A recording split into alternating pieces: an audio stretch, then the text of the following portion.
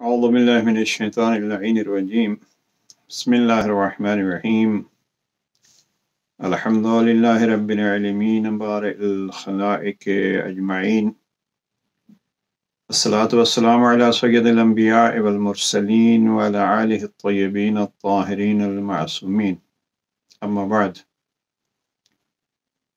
معارف امامیہ کے عنوان سے سامعین و ناظرین کی خدمت میں دوبارہ حاضر ہیں۔ چونکہ ماہ مبارک رمضان کی آمد ہے، اللہ کی مہمانی کی تیاریاں ہیں اور تیاری ہونی چاہیے۔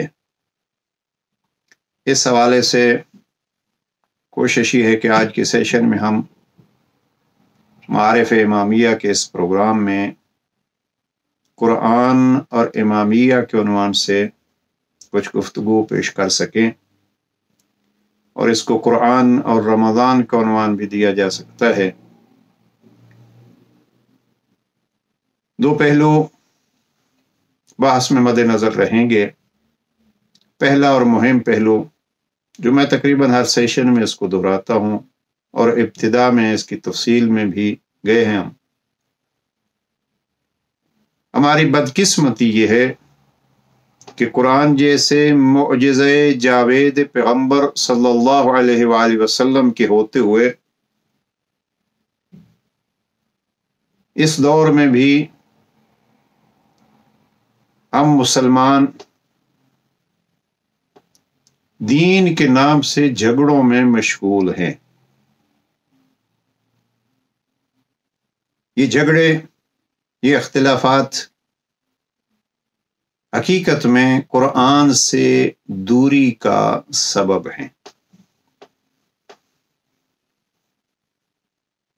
قرآن مجید جو بار بار اللہ سبحانہ و تعالی نے اس کو کلام مبین جیسے الفاظ سے یاد فرمایا ہے، اس قرآن مبین کے متعلق پھر قرآن مجید ہی بار بار یہ ارشاد فرماتا ہے، کبھی تدبرو، تفکرو، تعقلون، اور اس قسم کے الفاظ جو ہیں وہ فکر و تدبر کی دعوت دیتا ہے۔ یعنی دو چیزیں اس حوالے سے مد نظر رکھنی چاہیے کہ قرآن کتاب مبین ہے اور ساتھ دعوت غور و فکر دینے والی کتاب ہے، اور اس کے باوجود اگر اختلافات ہیں تو یقین رکھیے ان اختلافات میں انسانی عقل اس کی اجازت نہیں دیتی کہ آدمی کہ یہ بھی ٹھیک ہے اور وہ بھی ٹھیک ہے۔ اگر جو دو چیزیں متضاد ہیں، ایک دوسرے کے اپوزٹ ہیں، تو ایک صحیح ہوگی ایک غلط ہوگی۔ بہرحال ایک مشکل جو آتی ہے وہ یہ کہ قرآن مجید کو ہم نے کسی سے سمجھنا ہے۔ قرآن مجید کے لیے معلم قرآن چاہیے۔ کتاب جتنی بھی واضح ہو، اس کتاب کی وضاحت کے لیے پھر بھی استاد چاہیے، اور پیغمبر اکرم صلی اللہ علیہ وآلہ وسلم کو قرآن کا معلم بنا کے بھیجا گیا۔ والذی بعث فی الامیین رسولا منہم یتلو علیہم آیاتہ ویزکیہم ویعلمہم الکتاب والحکمہ۔ یہ معلم قرآن ہے پیغمبر اکرم۔ اب جہاں پیغمبر اکرم تشریف لائے اس منطقے کی زبان عربی ہے، قرآن بھی عربی ہے، ذرا بتلائیے کہ اس کے باوجود معلم کی ضرورت کیوں پڑی؟ اگر آج ہم کہتے ہیں کہ قرآن مجید کتاب کافی ہے، تو کیا اس زمانے میں بھی تو کافی ہونی چاہیے تھی؟ یا اگر مثلا اس زمانے میں کسی نے کہا کہ ہمیں کتاب کافی ہے، تو پھر اس آیت کا کیا کریں گے؟ یعلمہم الکتاب والحکمہ۔ تو خلاصہ یہ ہے کہ قرآن میں بہت ساری چیزیں واضح ہیں، لیکن اس کے باوجود اس کے لیے معلم کی ضرورت ہے، ترجمان کی ضرورت ہے۔ اب اگر ایک ذات گرامی کو اللہ سبحانہ و تعالیٰ نے معلم بنا کے بھیجا ہے، انسانی شعور کیا کہتے ہیں؟ اگر ایک بچہ بھی، دیکھیے ہم جس ماحول میں رہ رہے ہیں، سکولوں کی بات میں نہیں کر رہا جہاں سینکڑوں بچے ہوتے ہیں، کالجز، یونیورسٹیز، ایک گھر میں ایک بچے کو ایک استاد پڑھاتا ہے، جیسے آج 1-to-1 کلاسز ہوتی ہیں، تو اگر کہیں اس ٹیچر کو ایک بچے کے حوالے سے کہیں سفر کرنا ہے اور وہ نہیں آ سکتا، نہیں پڑھا سکتا، کلاس نہیں لے سکتا، یا والدین کو بتلائے گا کہ یہ میری مجبوری ہے، یا پھر خود دوسرے ٹیچر کا اہتمام کرے گا۔ اب وہ ذات گرامی جس کو اللہ سبحانہ و تعالیٰ نے معلم قرآن کہا ہے، اس ذات گرامی کی نبوت کا سلسلہ تا قیام قیامت ہے، یعنی وہ معلم ہیں قیامت تک۔ ہم جب خاتم الانبیاء کا جملہ استعمال کرتے ہیں اور یہ قرآن مجید کے الفاظ ہیں، تو نبوت ختم ہو گئی سے مراد یہ نہیں ہے کہ معاذ اللہ اب نبوت کی ضرورت نہیں رہی، نہیں، وہ معلم کامل تھے، اور جو دستور اللہ سبحانہ و تعالیٰ نے بھیجنے تھے قرآن کی صورت میں، اس معلم کے ذریعے ہم تک پہنچا دیے، کتاب بھی پہنچ گئی، لیکن اس معلم کا سلسلہ قیامت تک ہے، اس کی نبوت قیامت تک ہے، جیسے معجزہ قرآن کی صورت میں قیامت تک ہے، اس کی نبوت قیامت تک ہے۔ اب اگر ہماری نظروں سے اوجھل ہیں، ظاہری دنیا سے پیغمبر اکرم کی رحلت ہو گئی ہے، تو آیا قرآن مجید کے معلم کی ضرورت ہے یا نہیں؟ پھر اختلافی بحثیں آ جاتی ہیں، میں اس کی طرف نہیں جاتا، لیکن ایک حدیث ذہن میں رکھیے، اور ماہ مبارک رمضان میں اس حدیث کو مد نظر رکھیے گا۔ ارشاد جناب پیغمبر اکرم مختلف الفاظ میں ہے، نِطَارِكٌ فِيكُمُ الثَّقَلَيْنِ، میں آپ کے درمیان 2 گراں بہا، 2 ہم وزن چیزیں چھوڑے جا رہا ہوں، اللہ کی کتاب اور میری اطرت۔ اب میں اس حدیث کی تفصیل میں بھی نہیں جاتا، بہت سارے بزرگوں نے بہت ساری وضاحت اس کی ہے، میں اتنا عرض کرنا چاہتا ہوں کہ جو پیغمبر نے چھوڑا ہے ہمیں اس کو پہچاننا ہے، ہمیں اس کو جاننا ہے، اور ہمیں جس مقصد کے لیے پیغمبر اکرم چھوڑ گئے تھے وہ مقصد ان کے ذریعے سے حاصل کرنا ہے۔ انی تارکن فیکم الثقلین، 2 چیزیں کہی ہیں پیغمبر اکرم نے، لہٰذا ہم اس کو یہی کہتے ہیں، ایک قرآن جو کتاب مبین ہے، اور ایک اس قرآن کے معلمین۔ ہم بطور امامیہ اس چیز کی قائل ہیں کہ پیغمبر اکرم نے اپنے بعد وہ معلم قرآن چھوڑے ہیں جو اس دنیا کے کسی عام فرد سے تعلیم یافتہ نہیں ہے، بلکہ ان کو یا پیغمبر اکرم نے پڑھایا ہے، یا پھر ذات توحید نے ان کو ڈائریکٹ علم عطا فرمایا۔ ابھی یہاں میں اس تفصیل میں بھی نہیں جاتا، تاج البلاغہ جیسی کتاب میں جا کے دیکھیے جناب امیر المؤمنین علیہ السلام نے کس طریقے پہ سلونی کا دعویٰ کیا، یا بعض خبریں بتلائیں آئندہ کی اور لوگوں نے کہا کہ یہ علم غیب ہے۔ جناب امیر المؤمنین فرماتے ہیں کہ نہیں، یہ سکھائے ہوئے علوم میں سے ایک سیکھا ہوا علم ہے جو مجھے سکھانے والے نے سکھایا۔ بہرحال یہ بحث بھی جناب امیر علیہ السلام کے حوالے سے اسی حد تک اکتفا کرتے ہیں۔ اس معلم کو پہچانیے، اللہ کی اس کتاب کو جانیے۔ ایک بات حدیث ثقلین کے حوالے سے یہ ہوئی، دوسری یہ ہے کہ تعجب ہوتا ہے اس دور میں بھی ایسے افراد آپ کو دکھائی دیں گے، سنائی دیں گے، جو جب امامیہ کے حوالے سے گفتگو آتی ہے، ہم نے پہلے سیشن میں جب معارف امامیہ کا سلسلہ شروع ہوا تو وہاں یہ تفصیل سے بحث کی تھی، مختصراً دہرا رہا ہوں کہ اگر ہمیں اس دور میں بھی کوئی ایسے افراد نظر آتے ہیں جو امامیہ پہ یہ اعتراض کرتے ہیں، قرآن مجید کا ان کے ساتھ کوئی تعلق نہیں ہے، قرآن مجید کو ان کے ہاں کوئی اہمیت نہیں ہے، اور علم قرآن پہ ان کا کام نہیں ہے۔ میں یہ عرض کروں، ماہ مبارک رمضان میں جہاں جہاں شیعہ آبادی ہے وہاں جا کے دیکھیے قرآن کون سا ہے اور کام قرآن پہ کون سا ہو رہا ہے، بجائے اس کے کہ ادھر ادھر کی باتیں لے کے قرآن سے لوگوں کو دور کیا جائے اور خود کو قرآن کا بہت محب ثابت کر کے دوسروں کی محبت کا انکار کیا جائے، یہ کوئی مناسب بات نہیں۔ لہذا میں یہاں یہ گزارش کرتا جاؤں، ہم نے ذاتی طور پر بطور طالب علم تقریباً 7 سال اپنے استاد محترم اس دور کے ایک بہت بڑے فلسفی بھی اور تفسیر قرآن کے اپنے دور کی بہت بڑی شخصیت آیت اللہ العظمیٰ شیخ عبداللہ عاملی، جوادی عاملی کے عنوان سے نام ان کے مشہور ہے، عبداللہ ان کا نام ہے، بہت ساری سینکڑوں کتابوں کے مصنف ہیں۔ ہم نے 84-85 میں قوم میں باقاعدہ درس کی صورت میں سلسلہ شروع کیا ان سے پڑھنا۔ مجھے یاد ہے کہ مسجد اعظم میں 39 دروس انہوں نے مقدمہ تفسیر کے حوالے سے بیان فرمائے۔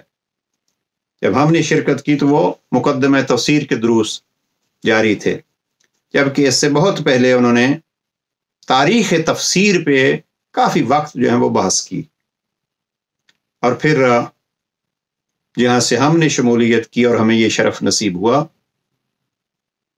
ظاہراً یہ 85 کی ابتدا کے ایام ہیں، 39 دروس انہوں نے مقدمہ تفسیر پہ، اور مجھے یہ شرف ہے کہ وہ دروس اب بھی ہمارے تحریری جو ہیں وہ موجود ہیں، اگرچہ وہ تفصیل سے اور مفصل جو ہیں وہ شائع ہو چکی ہیں۔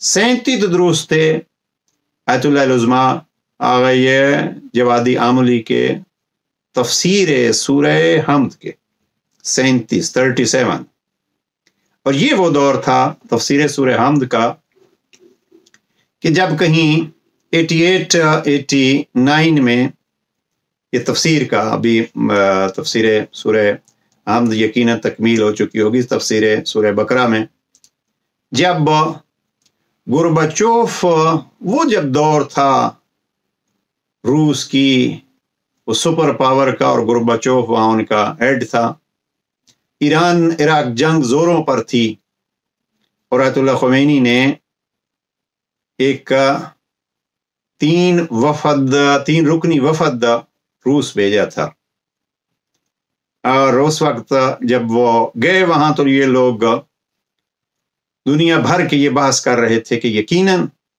خمینی نے مدد کے لیے گورباچوف کو بلایا ہوگا۔ وہ جو 3 رکنی وفد تھا اس میں علمی طور پر جو شخصیت گئے وہ آیت اللہ العظمیٰ آغا جوادی عاملی خمینی کے نمائندہ بن کے گئے تھے، اور وہ چند دن جو ہے وہ درس ہمارا چھٹی اس دور سے، اور پھر وہ میں اس طرف نہیں جاتا جن کو اللہ پہ بھروسہ ہوتا ہے۔ میں آج بھی دعوت فکر دیتا ہوں، کسی کے عقیدے کو دیکھنا ہے تو اس کے عمل کو دیکھو، اور ادھر ادھر سے کوئی چیز اگر شیعہ کے روپ میں کوئی شخص یہ کہتا ہے، فرض کیجیے آج بر صغیر میں سید کے نام سے ایک شخص جو ہے وہ اٹھتا ہے اور وہ کہتا ہے جناب قرآن مجید میں یہ آیتیں نہیں ہونی چاہیے، اور اچھے بھلے پڑھے لکھے افراد جب جو ہے وہ نام لیتے، وہ ایک شیعہ ہے۔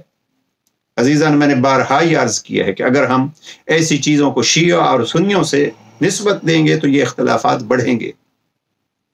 مجھے بہت پسند ہے ایک بزرگ کی گفتگو، کل پرسوں علماء کے ایک گروپ میں یہ دیکھ رہا تھا، اہل سنت عالم بڑے واضح الفاظ میں انہوں نے ان 2 چیزوں کو بیان فرمایا، ایک ہے رافضیت، ایک ہے ناسبیت۔ انہوں نے بڑے پیارے انداز میں فرمایا کہ شیعیت سے رافضیت کو الگ کیجئے، اور اہل سنت سے ناسبیت کو الگ کیجئے۔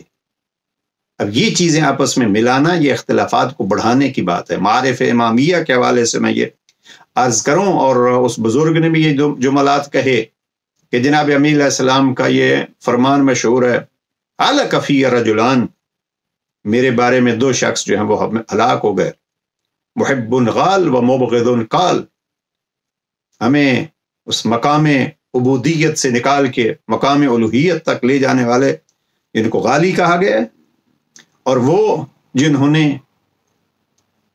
مبغض قال، ہمارے مقام کو برداشت نہیں کیا بلکہ ہمیں مقام سے ہمارے اپنے اس منزل سے گرا کے پیش کیا ہے۔ اب یہ اس انداز سے گفتگو کرنا کہ مثلا فلاں جو ہیں وہ چکے شیعہ، اور اہل تشیع اگر یہ چیزیں گفتگو شروع کر دیں فلاں سنی ہے، تو یہ حقیقت میں اختلافات کو پھیلانے کی، بڑھانے کی بات ہے، نہ کہ مٹانے کی بات۔ گزشتہ سیشن میں یہ عرض کیا تھا طنطاوی مرحوم مصر کے ایک بہت بڑی شخصیت کے حوالے سے، اور انہوں نے صحیفہ کاملہ کے متعلق یہ جملات لکھے ہیں کہ کیا یہ دعائیں سید سجاد کی بھی ہمیں ایک جگہ پہ اکٹھا نہیں کر سکتی؟ یہ معلمان توحید بات قرآن سے بھی بڑھ کے ہیں، توحید اگر سیکھنی ہے تو بقول طنطاوی کے ان دعاؤں میں آپ کو توحید ملے گی۔ میں یہ گزارش کروں گا یہاں کہ دعا اگر سیکھنی ہے تو صحیفہ سجادیہ جو صحیفہ کاملہ کے عنوان سے بھی مشہور ہے، 54 دعائیں ہیں امام زین العابدین علیہ السلام کی۔ ماہ مبارک رمضان کی استقبال کی دعا پڑھ لیجئے، ماہ مبارک رمضان کی وداع کی دعا پڑھ لیجئے، تلاوت قرآن کے آداب اور ختم قرآن کی دعا پڑھ لیجئے۔ کل 54 دعائیں ہیں، 54 دعائیں۔ طنطاوی مرحوم نے یہ لکھا ہے وہاں اس مقدمے میں جو 2 مضمون ہیں ان کے، اسی صحیفہ کاملہ کے ترجمے میں، اور وہ واضح لکھتے ہیں، اے اہل ہندوستان، کہ اب بھی ان اختلافات کو ختم کرنے کی بات نہیں آئی؟ یس عزیزان،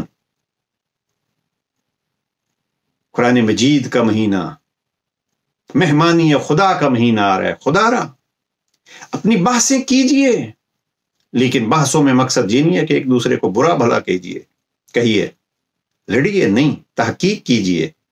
تحقیق کا مقصد یہ نہیں ہوتا کہ ایک دوسرے کو گالیاں دینا، حقائق کو حقائق سمجھ کے بیان کیجئے، اور حقائق کو حقائق سمجھ کے سنیے، اور پھر اس میں سے اپنے عقل کو استعمال کیجئے اور اس سے نتائج اخذ کیجئے۔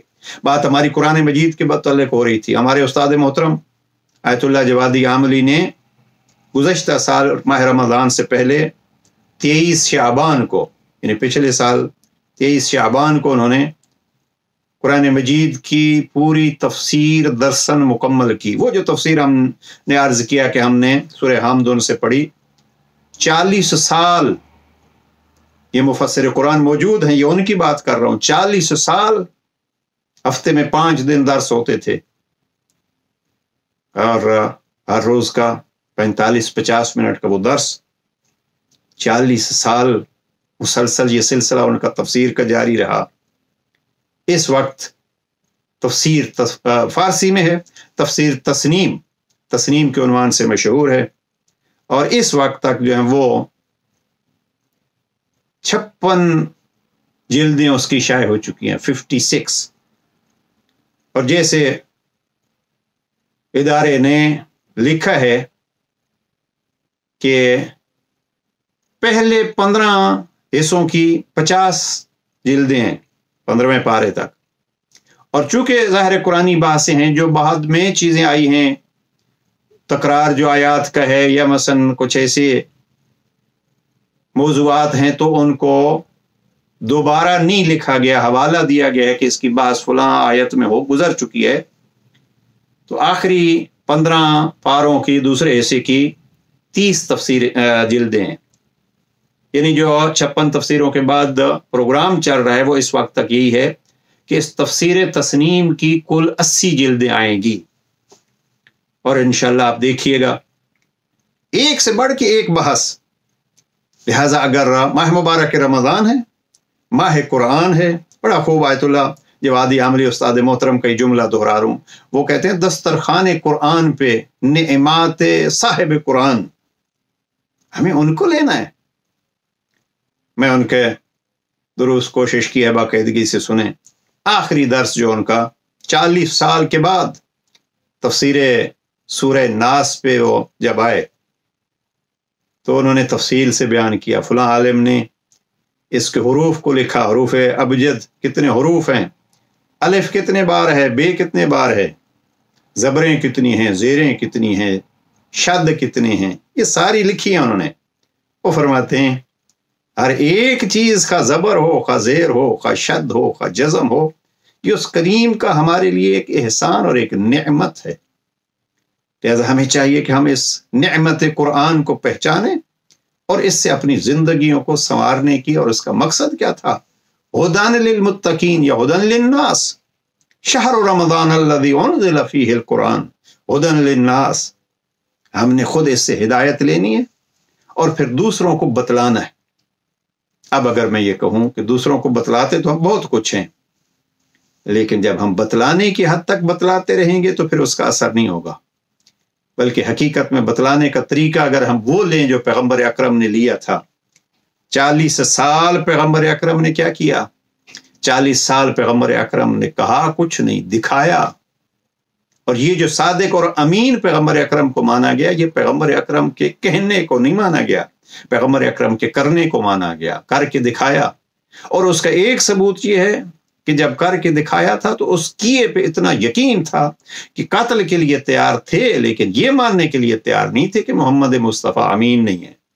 इसलिए तो शब हिजरत अमानते यानी कत्ल करने आ रहे हैं, मुतमईन हैं कि कोई है कि जो हमारी इन अमानतों का मुहाफिज है। और मैं ये कहूं कि वो मुशरिकीन जिन्होंने अमानतें पैगंबर अकरम के पास रखी हुई थी, उन अमानतों की अदायगी के लिए अगर बिस्तर मौत पे पैगंबर अकरम ने किसी को सुलाया तो वो अली इब्न अबी तालिब की जात ग्रामी थी। अब ये कुरान मजीद भी एक अमानत है पैगंबर अकरम की। जब मुशरिकों की अमानतों की हिफाजत के लिए मौत के बिस्तर पे तलवारों के साए में सोने वाली जात का नाम है अली इब्न अबी तालिब, तो आप खुद सोचिए अल्लाह की दी हुई अमानत कुरान की सूरत में जनाबे पैगंबर अकरम ने किसके हवाले की है? वही उस जात ग्रामी को अली कहते हैं। और ये मैं नहीं कह रहा, ये पैगंबर अकरम का मशहूर फरमान, अलीयुन मअल कुरान वल कुरान मा अली। मैंने बड़ी दिक्कत से इस हदीस को देखा कि अली कुरान के साथ, कुरान अली के साथ। इन्हीं लफ्ज़ों को अगर आप ये कहें अल कुरान मा अलीयुन व अलीयुन मअल कुरान, तो भी तो हदीस है, लेकिन हम हदीस में इस हद तक भी इजाफा या कमी नहीं कर सकते कि पैगंबर अकरम ने पहले लफ्ज़ अली इस्तेमाल किया फिर कुरान कहा, या पहले कुरान कहा और फिर। देखिए इसको दिक्कत कुरान मजीद के अल्फाज में भी ये होनी चाहिए और हदीस पैगंबर अकरम में भी। अलीयुन मअल कुरान वल कुरान मा अली, या अल कुरान मा अलीयुन व अलीयुन मअल कुरान। इसको देखना है, अली कुरान के साथ है, कुरान अली के साथ है। बाज़ बुजुर्गान ने बहुत खूब फरमाया कुरान की इब्तिदा में भी, कुरान की इंतहा में भी कुरान पर पहरा है अली इब्न अबी तालिब का। पैगंबर अकरम के फरमान के हवाले से ये हदीस मशहूर है। एक खुद जनाब अमीरुल मोमिनीन का फरमान है कि मैं नाते के कुरान हूं, फंतिकू हो नाजुल बलागा में अल्फाज हैं। कुरान मजीद बोलता है से बोलो, लेकिन आपसे नहीं बोलेगा। मैं कुरान का तर्जुमान हूं। लफ्ज़ तर्जुमान इस्तेमाल किया है जनाब अमीर इस्लाम ने नाजुल बलागा में, खुद को तर्जुमान कुरान। बहुत सारे तर्जुमान कुरान बन गए, मुफस्सिर कुरान बन गए। मारिफ इमामिया के हवाले से ये मैं वाज़ेह अल्फाज में अर्ज कर रहा हूं कि अगर कोई मुफस्सिर कुरान, मुअल्लिम कुरान बाद अज़ पैगंबर है तो वो ज़ात ग्रामी है, अली इब्न अबी तालिब है। नाते के कुरान, मुझे एक जुमला याद आ रहा है, कहाँ मैंने देखा, मौलाना मोहम्मद हुसैन आज़ाद, इनके कुछ मकाले हैं और उन मकालों में किसी ने उनसे सवाल किया कि अली नाते के कुरान हैं, तो वो लिखते हैं कि بہت بڑا دعویٰ ہے۔ قرآن کی طرف سے بولنے والا ناطق قرآن، صامت قرآن یعنی خاموش قرآن، ناطق قرآن یعنی بولتا قرآن، مولانا محمد حسین آزاد مرحوم فرماتے ہیں بہت بڑا دعویٰ ہے، لیکن علی نے کہا ہے تو میں اس کی تصدیق کرتا ہوں۔ حقیقت یہ ہے کہ بہت بڑا دعویٰ ہے ناطق قرآن، لہذا ہمیں قرآن مجید اس ذات گرامی سے لینا، اس خاندان سے قرآن لینا ہے۔ جس انداز میں جناب امیر المومنین نے قرآن سکھایا، اس کا ایک نمونہ جناب سید الشہداء نے نوک نیزہ پہ اس کو دہرایا۔ ہر مشکل ہم برداشت کر سکتے ہیں، لیکن ہر مشکل کے باوجود ہم قرآن مجید کو ترک نہیں کر سکتے۔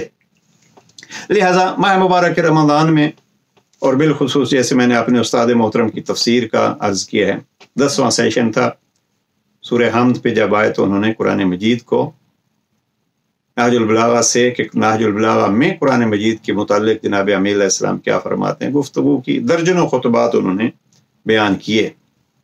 اللہ سبحانہ و تعالیٰ ان کو صحت و سلامتی عطا فرمائے، اور یہ علم کا چراغ ہمیشہ روشن رہے، اور یہ چشمہ تعلیمات آل محمد کو پھیلانے میں مشغول ہستیوں سے ہمیں زیادہ سے زیادہ فائدہ اٹھانے کی توفیق نصیب فرمائے۔ میں یہاں محبان امیر المومنین کے حوالے سے ایک گزارش کرتا جاؤں۔ آخری درس جو تفسیر سورہ ناس میں آقا نے بیان فرمایا بڑا دلچسپ تھا، کہ جیسے ہم میت کو دفن کرتے ہوئے تلقین کے طور پر ان کا کندھا ہلا کے یاد دہانی کراتے ہیں، یہ ایک مخصوص امامیہ کے ہاں ایک عمل انجام دیا جاتا ہے، میت کو دفن سے پہلے کندھے ہلا کے، اور اس کو تلقین کہتے ہیں۔ یہ تلقین بہرحال پیغمبر اکرم نے بھی تلقین پڑھی اموات کی، اب وہ الفاظ کیا ہیں وہ ایک الگ بحث ہے۔ ہمارے ہاں یہ ایک اہل تشیع میں عمومی طور پر دکھا دے گا آپ کو، کہ جب قبر میں میت کو اتارتے ہیں تو اس سے پہلے ہم اس کو تلقین کرتے ہیں، یعنی وہ چیزیں دہراتے ہیں جو اس کے عقائد ہیں۔ الانت علی العہد الذی، کیا آپ جانے والے، آپ اس عہد پہ باقی ہیں جو آپ نے عہد کیا تھا، اور وہ کیا ہے، اشہد اللہ الہ الا اللہ، آپ نے یہ کہا تھا نا کہ اللہ ایک ہے، اب بھی اس پہ باقی ہو، محمد الرسول اللہ وہ اس پہ باقی ہو۔ اور یہ چیزیں ہم اس کو کہتے ہیں، کوئی 4 دفعہ ہم اس تلقین میں کہتے ہیں، اسمع فم، سنیے اور سمجھیے، یعنی بہرحال یہ میت کے ساتھ باتیں ہوتی ہیں۔ اور پھر کیا کہتے ہیں کہ کیا آپ اس عقیدے پہ باقی ہیں کہ اللہ ایک ہے، محمد رسول اللہ صلی اللہ علیہ وآلہ وسلم اس کے نبی ہیں، اور پھر علی امامی والحسن و امامی والحسین و امامی، اور پھر ان ہستیوں کے نام گنتے ہیں۔ آیت اللہ جوادی عاملی جب آخر میں 40 سال کے بعد اس کو ختم کرتے ہیں تو اللہ سبحانہ و تعالیٰ کے دربار میں 14 معصومین کے نام لے کے اس کو ہدیہ پیش کرتے ہیں۔ میں مومنین و مومنات سے یہ گزارش کروں گا کہ قبر کے کندھے پہ اپنے بے حرکت کندھوں کو ہلانے کے ذریعے سے اسمع فم کہنا بھی ایک مہم بات ہے، کہ ہمارے کندھوں کو قبر کے کندھے پہ کوئی ہلا کے کہے سن اور سمجھ، اور یہ کہے اور اس اپنے عقیدے پہ پختہ رہے۔ لہٰذا ہمیں قرآن مجید کو جب بھی تلاوت کریں، شروع میں یا آخر میں، ہمیں بھی اپنے کندھوں پہ ہاتھ رکھ کے یہ کہہ لینا چاہیے کہ ہم قرآن پڑھ رہے ہیں، یہ ان کے ذریعے سے بچا ہے جن کے متعلق پیغمبر اکرم نے فرمایا انی تارک فیکم الثقلین، انہوں نے بتلایا ہے، اور اس کی تفسیر بھی ان کے ذریعے سے بیان ہوئی ہے۔ لہٰذا ہم انہی کو معلم سمجھ کے قرآن مجید سیکھتے ہیں، قرآن پہ عمل کرتے ہیں۔ اور پھر اگر مزید قرآن مجید کی تفسیر چاہیے، قرآن مجید کی عظمت چاہیے، تو اس کا ایک نمونہ نہج البلاغہ ہے۔ मैंने जैसे अर्ज किया है, कोशिश कीजिए माह मुबारक रमज़ान के आने से पहले इस्तिकबाल रमज़ान की दुआ जनाब सैयद सज्जाद की, और फिर आदाब तिलावत कुरान या मसलन बिलखुसूस ख़त्म कुरान की दुआ इब्तिदा में पढ़ लीजिएगा। तो फिर जब माह मुबारक रमज़ान में तिलावत कुरान करेंगे तो उसका और ही एक सुरूर आएगा। ये सहीफ़े कामिला और सहीफ़े सज्जादिया की दुआएं। लेकिन कुरान मजीद की अज़मत अगर जाननी है तो मैं आज जिस चीज़ को अर्ज़ करना चाहता हूँ वो ये है कि नहजुल बलागा का खुतबा नंबर जो तर्जमा अल्लामा मुफ्ती जाफर हुसैन मरहूम मेरे सामने है, उसके खुतबा नंबर 196 को देखिए और उसमें जाके देखिए कि जनाब अमीर अलैहिस्सलाम ने कुरान मजीद के 42 फ़ज़ाइल कैसे बयान किए हैं। इस खुतबे को भी एक दफ़ा जो है वो अगरचे दर्जनों और खुतबे हैं जहाँ कुरान मजीद की अज़मत बयान की गई है, लेकिन इस खुतबे को पढ़िएगा और कुरान मजीद की तिलावत माह मुबारक रमज़ान में इस निगाह से कीजिएगा। मसलन जनाब पैगम्बर अकरम की अज़मत बयान की है जनाब अमीर अलैहिस्सलाम ने काफ़ी तफसील से, फिर इस्लाम की अज़मत बयान की है और फिर पैगम्बर अकरम के मुतल्लिक़ फरमाते हैं सुम्मा अनज़ल अलैहिल किताब, फिर अल्लाह सुब्हानहु व तआला ने आप सल्लल्लाहु अलैहि वसल्लम पर एक ऐसी किताब नाज़िल फरमाई। कैसी किताब? फिर इसके 42 फ़ज़ाइल बयान किए, ऐसी किताब। अब अगर अब ये फ़ज़ाइल कुरान हमारे सामने होंगे तो फिर जब हम तिलावत कर रहे होंगे तो हम कुरान की तिलावत उस निगाह से कर रहे होंगे कि ये वो फजीलत वाला कुरान है जिसके लिए अमीरुल मोमिनीन अली इब्न अबी तालिब ने ये फरमाया है। मसलन पहली चीज जो जनाब अमीर अलैहिस्सलाम ने यहाँ फरमाई है सुम्मा अनज़ल अलैहिल किताब नूरन ला तुत्फ़अ मसाबीहो, ये कुरान जिसको अल्लाह ने आप सल्लल्लाहु अलैहि वसल्लम पर नाजिल किया है ये ऐसा नूर है कि जिसका चिराग कभी खामोश नहीं होता। यहाँ मुफ्ती साहब ने जो तर्जमा किया है ये ऐसा नूर है, नूरन ला तुत्फ़अ मसाबीहो, जिसकी कंदीलें गुल नहीं होती। तो यहाँ नूर का है, पहली चीज जो है वो नूर कहा है, लेकिन नूर के साथ मिसबाह कहा है। मिसबाह चिराग, ये नूर का एक चिराग है कि जो कभी खामोश नहीं होता। अब अगर हम कुरान मजीद को इस निगाह से पढ़ेंगे कि ये एक कुरान नूर है, ये कुरान मजीद एक चिराग है, जब ये चिराग है तो अब हमें देखना है कि क्या हम जिंदगी के मुश्किलात में कहीं ऐसे तो नहीं घिरे हुए जैसे अंधेरे में कोई शख्स घिर जाता है, उसको फिर पता नहीं चलता मैं कहाँ जा रहा हूँ और मुझे अपनी इस मदद के लिए क्या चीज हासिल करनी है। नहीं, जहाँ चिराग हो, देखिए जहाँ चिराग हो तो एक तो यह है कि अक्सर लोग अंधेरे में डरते हैं, लेकिन जहाँ चिराग जल रहा हो तो वहाँ डर नहीं होता, इसलिए कि एक रोशनी होती है। और दूसरा ये है कि जो चीज हासिल करनी हो चिराग के जरिए से हासिल कर ली जाती है, और ऐसे अंधेरे में हाथ मारे जाएं तो कई चीजें गिरती हैं, टूटती हैं। कुरान मजीद की तिलावत के वक्त ये मद्दे नजर रखिए कि ये नूर है और जिसका चिराग कभी खामोश नहीं होता। जब कुरान साथ हो तो फिर डर नहीं होना चाहिए। इसलिए अल्लाह सुब्हानहु व तआला की ज़ात से भी अगर इंसान डर महसूस करता है तो उनके लिए उसका जिक्र है, अला बिज़िक्रिल्लाह तत्मइन्नुल क़ुलूब।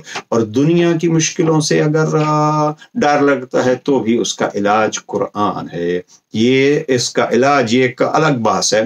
जनाब अमीर अलैहिस्सलाम ने इसको भी बयान फरमाया कि बड़ी बड़ी बीमारियों का इलाज है कुरान, और उसमें से एक सबसे बड़ी बीमारी जनाब अमीर अलैहिस्सलाम फरमाते हैं वो शिर्क की बीमारी के इलाज का नाम है कुरान।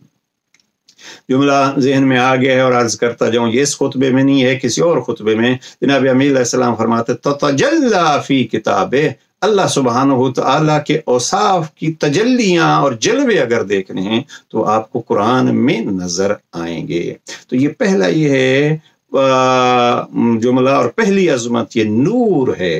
जब नूर है और इसका चिराग कभी गुल नहीं होता। सारा ज़माना आजकल शोहरत ये होती है कि फ़लाँ मुल्क ने जहाँ वो इसकी आयतों में तारीफ़ की है और फ़लाँ शख्स ने ऐसे किया है। ज़माना अपना ज़ोर लगा ले, अल्लाह सुब्हानहु व तआला का ऐलान इसी कुरान में है, इन्ना नहनु नज़्ज़लना ज़िक्र व इन्ना लहू लहाफ़िज़ून। अब ये कितनी ताकीदें हैं, साहिबान इल्म से पूछ लीजिए। और कुरान मजीद की तेज़ तेज़ तिलावत के साथ कम अज़ कम जो है वो अपने शऊर को, अपने फ़िक्र को भी तेज़ कीजिए, ताकि हम कुरान मजीद से कुछ सीख सकें। लिहाजा ये चिराग जब जल रहा होगा तो ये चिराग हिदायत है, फिर इंसान को न मुश्किलात से परेशानी होगी और न ही दूसरे अफराद और कौमों से परेशानी होगी, इसलिए कि इसमें वाज़ेह रास्ते मौजूद हैं और उसने वाज़ेह रास्ते बतलाए। अब कुरान मजीद जो है वो पहली तारीफ जनाब अमीर अलैहिस्सलाम ने कहा नूर है जिसकी कंदीलें गुल नहीं होती। उर्दू अदब के हवाले से बड़ा खूबसूरत तर्जमा मुफ्ती जाफर हुसैन का। और दूसरी चीज़ अर्ज करूँ, 42 अब न वक्त है और न इरादा है। वह सिराजन ला यखबू तवक्कुदुह, वो ऐसा चिराग है जिसकी लौ खामोश नहीं होती। फिर चिराग और उसके शोले, उसकी लौ, पहले में नूर और यहाँ चिराग कहा। तीसरा जुमला देखिए, जनाब अमीर अलैहिस्सलाम फरमाते हैं वह बहरन ला युद्रकु क़अरुह, और ये कुरान ऐसा दरिया है जिसकी थाह नहीं लगाई जा सकती, तह तक कोई नहीं पहुंच सकता। इसलिए है कि कुरान कभी पुराना नहीं होता, इसलिए कि हर दौर में जो मोती ज़रूरत है वो कुरान मजीद में मिल जाएंगे। लेकिन कोई ऐसा होना चाहिए जो इस दरिया का गोता जन हो और इस गोता जन हो के इससे मोती अख्ज़ कर सके। लिहाजा ये नूर है, ये सिराज है, ये बहर है। मेरे ख्याल में इससे ज़्यादा कि इस वक्त ज़रूरत नहीं है। एक जुमला और अर्ज करता जाऊँ, वमिन हाजन ला यज़िल्लु नहजा।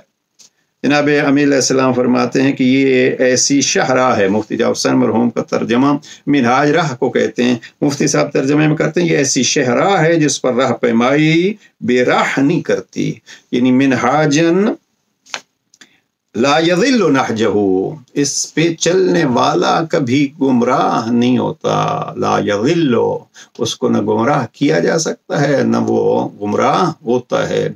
ये नहज है, बस यूं कहूँ ये नूर है, ये चिराग है, ये दरिया है, ये राह है। अब ये राह है तो आइए कोशिश करें इस राह के मुताबिक चलते जाएं, और फिर जब राह चल रहे हों तो फिर साथ ये दुआ सूरह हम्द में दोहराते रहें, इहदिनस सिरातल मुस्तकीम, उस समय सिरात मुस्तकीम पर साबित कदम रख। अब बहुत सारे अफराद राह तो इख्तियार करते हैं, लेकिन दुनिया की लालच, दुनिया की चमकती हुई रोशनियां इंसान को अंधेरे में डाल देती हैं। इस वक्त बहुत सारे हम जैसे जो राह मुस्तकीम से हट जाते हैं, वो वजह क्या होती है? इसलिए कि दुनिया की ये चकाचौंध रोशनियां इतनी हैं कि आंखें इंसान की देख नहीं पाती। लिहाजा जब मुझे अल्लामा इकबाल के वो जुमलात खां लंदन में भी हों या जर्मनी में भी हों, अगर आपने कुरान से वो इस्तिफादा करना है तो इसके लिए वो वक्त सहर देखिए। और माह मुबारक रमज़ान की सहरियाँ ये हकीकत में एक बेहतरीन ज़रिया है। हमारा सारा ज़ोर किस पे होता है? सहरी में खाना क्या है, इफ्तार में पकाना क्या है? नहीं, सहरी और इफ्तार में खाइए, पकाइए, और खाने पकाने में भी अलबत्ता ये कोशिश कीजिए कि उनको मद्देनज़र रखिए जिनके पास न पकाने के लिए कुछ है न खाने के लिए कुछ है। उन गरीबों को भी बिलखुसूस अपने अजीज़ व अकारिब, और बहुत अच्छा एक फ़िक़्ह जाफ़रिया में, फ़िक़्ह इमामिया में, मारिफ़ इमामिया की बात हो रही है, उस हवाले से एक बहुत बड़ा एतराज़ जो है वो इमामिया पे किया जाता है कि ये ज़कात नहीं देते। पाकिस्तान में एक सिलसिला हुआ था जनरल ज़ियाउल हक के दौर में, और फिर एहतजाज करना पड़ा था।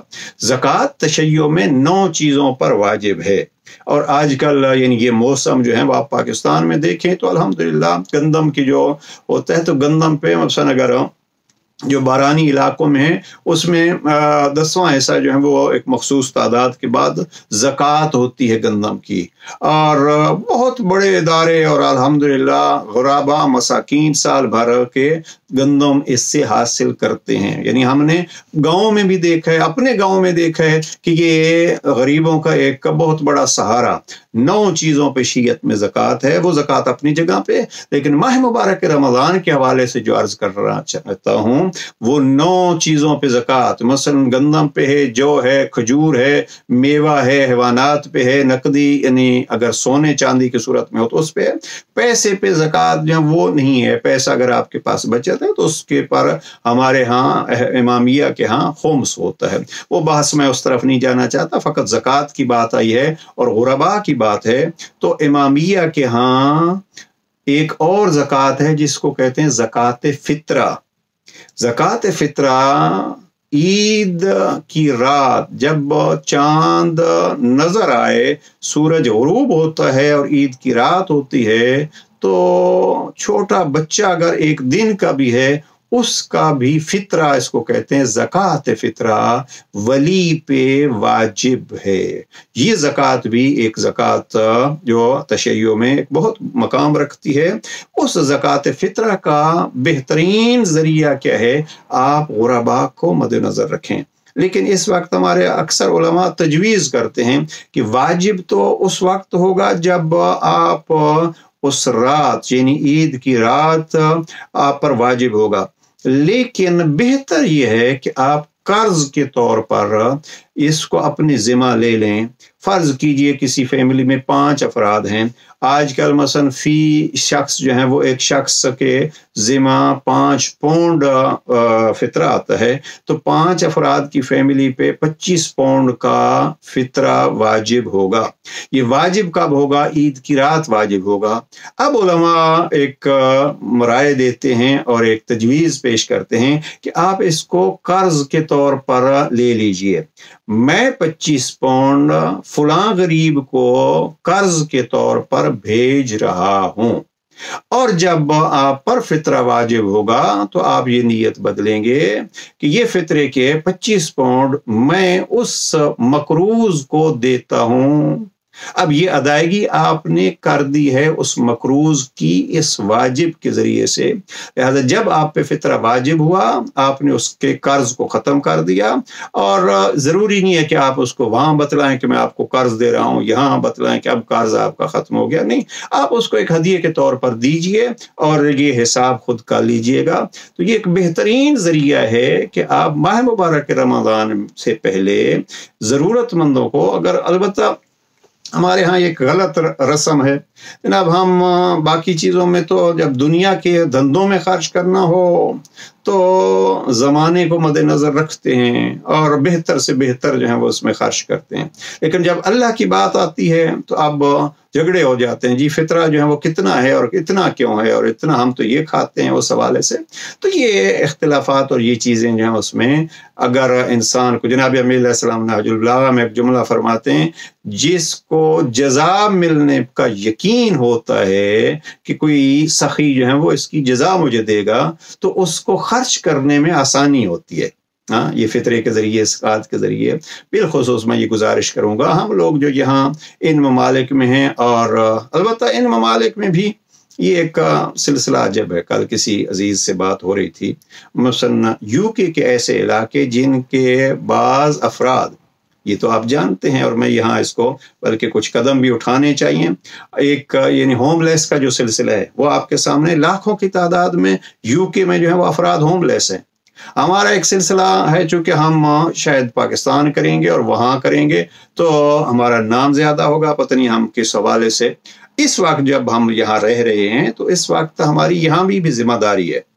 मैंने बारहा ही अर्ज किया है, जनाब अमीर अलैहिस्सलाम ने जब जनाब मालिक अश्तर को मिस्र का गवर्नर बना के भेजा और हुकूमत चलाने का जो दस्तूरुल अमल बयान फरमाया, वहाँ फरमाया कि वहाँ जहाँ आपको मैं भेज रहा हूँ या वो तेरे दीनी भाई हैं या इंसान होने में तुझ जैसे हैं।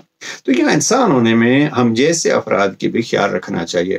یعنی بعض ایسے علاقوں سے بھی میں آشنا ہوں جن علاقوں میں کئی دن جو ہیں وہ ان لوگوں کو کھانا نہیں ملتا، بھوک، اور الحمدللہ ہمارے کچھ جوان جو ہیں اس میں مصروف ہیں، جو ہفتہ وار چرچ میں جا کے ان کو کھانے وغیرہ کا اہتمام کرتے ہیں. تو اس چیز کو مد نظر رکھیے کہ ماہ مبارک رمضان میں شروع میں غرباء کو مد نظر رکھیے گا.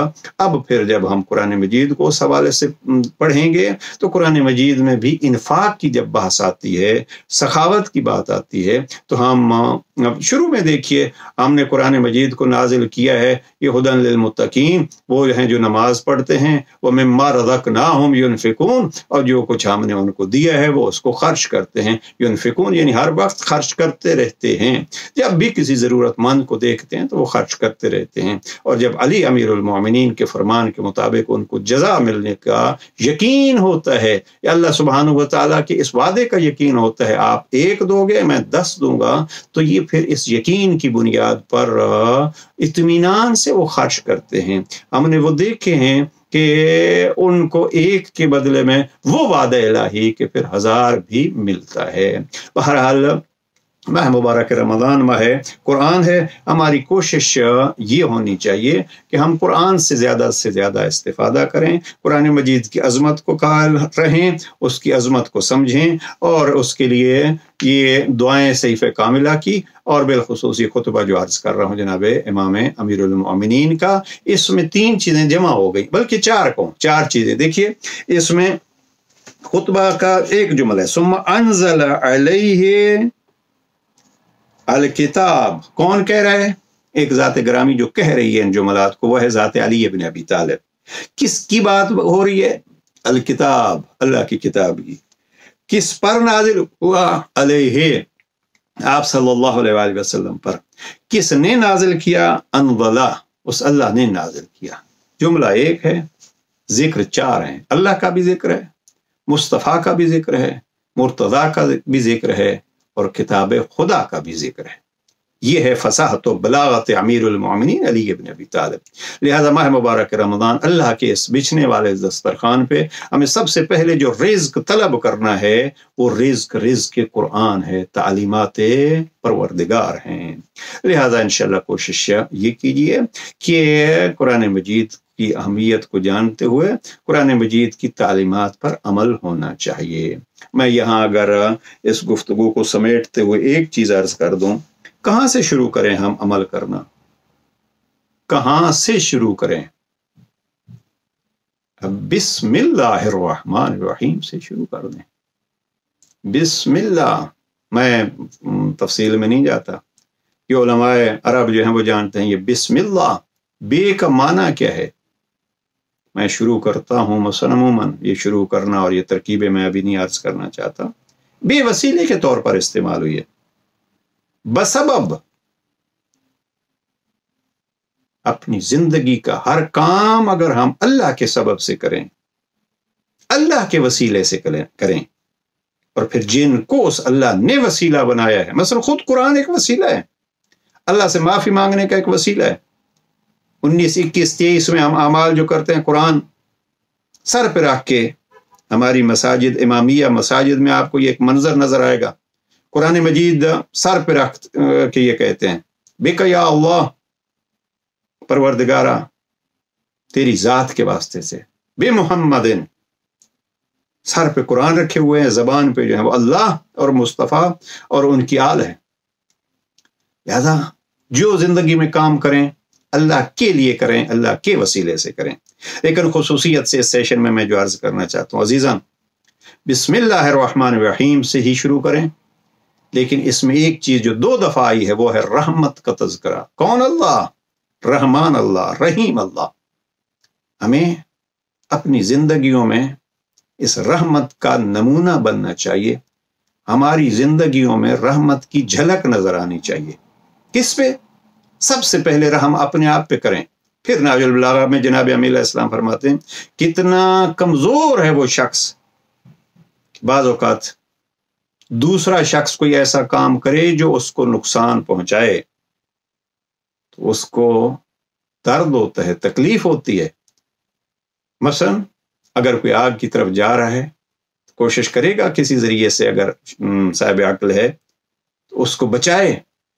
ممکن ہے وہ نابینا ہو، اس کو تو کچھ نہیں نظر آ رہا، لیکن یہ خود آگے بڑھ کے اس کو بچاتا ہے. اور جب کسی کو جہنم کی آگ سے بچاتا ہے تو اس کو خوشی، کیا دنیا کی آگ سے بچاتا ہے تو خوش ہوتا ہے کہ میں نے اس کو بچا لیا. جو دیکھ رہے ہوں گے وہ بھی اس کی تعریف کریں گے.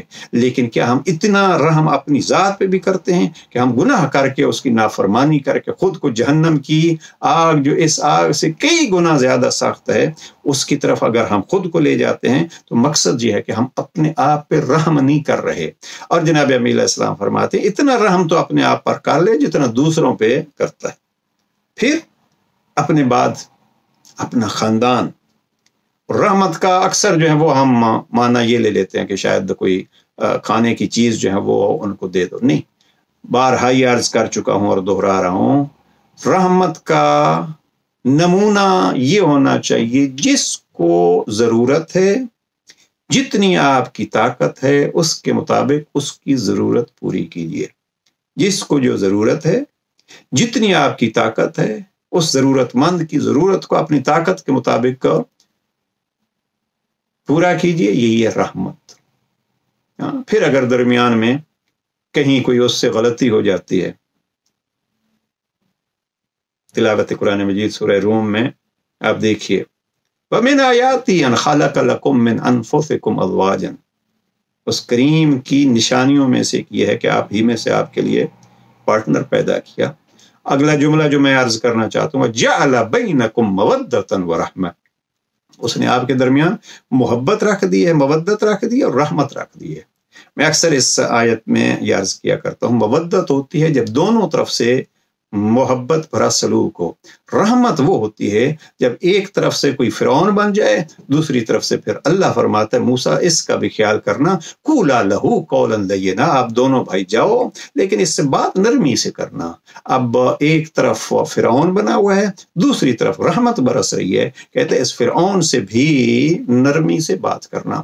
تو رحمت یہی ہوتی ہے کہ اگر گھر میں رحمت ہے، ایک طرف سے کوئی غلطی ہے، ایک طرف سے کوئی کوتاہی ہے، ایک طرف سے جو ہے کوئی فرعون بن گیا ہے، تو اس سے بھی اللہ سبحانہ و تعالیٰ فرماتا ہے نہیں، آپ اپنا کام کرو، اس نے اپنا کام کیا ہے.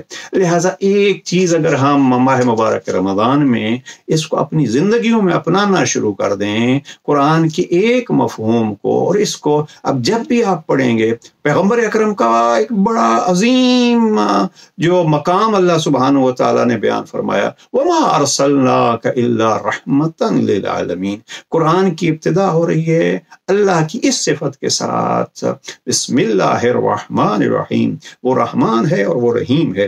پیغمبر اکرم کا ایک عظیم مقام بیان کیا ہے، وَمَا أَرْسَلْنَاكَ إِلَّا رَحْمَةً لِلْعَالَمِينَ. بعض بزرگان نے بہت خوب کہا، وہ اپنی وحدانیت کو ظاہر کرتا ہے، لا الہ الا اللہ، کوئی معبود نہیں بس اللہ.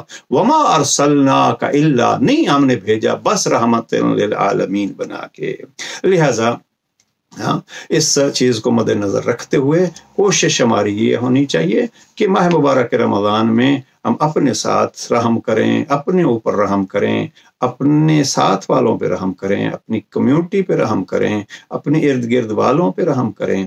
اور پھر میں بلکہ یہ کہتا ہوں، نہج البلاغہ کو پڑھیے تو امیر المومنین فرماتے ہیں زمین پہ رحم کریں، پودوں پہ رحم کریں، حیوانوں پہ رحم کریں.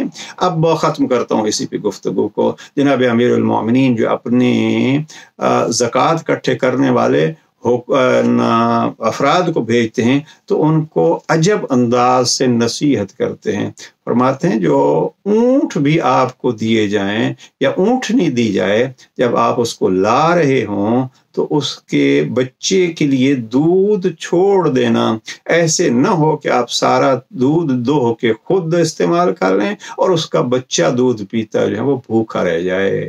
یہ اونٹنی کو علی کے پاس لانے کے لیے وصیت کر رہے ہیں علی. اور پھر امام فرماتے ہیں، یہ اسی نہج البلاغہ کے خطوط میں جناب امیر علیہ السلام فرماتے ہیں، اس علاقے سے ایسے لانا جس علاقے میں سبزہ ہو، اور پھر فرماتے ہیں جب کہیں سبزے کے علاقے سے گزر رہے ہو تو ایسے نہیں ہے کہ جلدی سے گزر آیا ہو، نہیں، وہاں سبزے کے علاقے میں جو حیوان آپ کو زکوٰۃ کے طور پر دیے گئے ہیں ان کو آزاد چھوڑنا تاکہ وہ کھا پی کے ہمارے تک پہنچیں۔ یہ رحمت کے نمونے جنہوں نے حیوانوں پہ بھی رحمت کا کہا، وہ پیغمبر اکرم کا تو کہنا ہی کیا، وہ تو ہے وما ارسلناک الا رحمتا للعالمین۔ لہذا اگر ہم قرآن سے استفادہ کرنا چاہتے ہیں تو ایک پہلو جو ہے وہ ایک موضوع ہمارے ذہن میں ہونا چاہیے، سب سے پہلے رحمت ہی رحمت برسے۔ اللہ سبحانہ و تعالی انشاءاللہ ہمیں توفیقات خیر میں ہمارے میں اضافہ فرمائے۔ اور آپ سامعین و ناظرین، کبھی یہ اختلافی قسم کی بحثیں قرآن میں یہ لکھا ہوا ہے، اور اختلافی بحثوں کے بجائے اس کی رحمت کی باتیں قرآن میں تلاش کریں، قرآن کو اپنی مرضی کے معانی کے لیے استعمال نہ کریں، اللہ کی مرضی کا حصول کا ذریعہ بنائیں۔ پروردگار توفیقات خیر میں اضافہ فرمائے اور استقبال رمضان کے حوالے سے ہمارے کوششوں کو قبول فرمائے۔ والسلام علیکم ورحمۃ اللہ وبرکاتہ۔